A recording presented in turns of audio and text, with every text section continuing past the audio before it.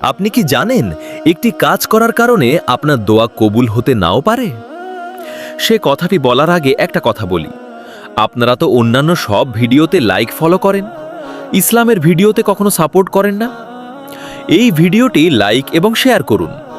আপনার একটি শেয়ারের মাধ্যমে অন্যজনের যদি উপকার হয়, এক্ষেত্রে আপনার উপকার হতে পারে। রাসূলুল্লাহ সাল্লাল্লাহু আলাইহি ওয়াসাল্লাম এক ব্যক্তির কথা বলেছেন। তিনি দীর্ঘ সফরে ছিলেন। এলোমেলো চুল, ধুলোমাখা শরীর নিয়ে 2 হাত আকাশের দিকে তুলে বারবার বলছিলেন, হে আমার রব, হে আমার রব। দেখতে মনে হচ্ছিল তার দোয়া তো অবশ্যই কবুল হওয়ার কথা।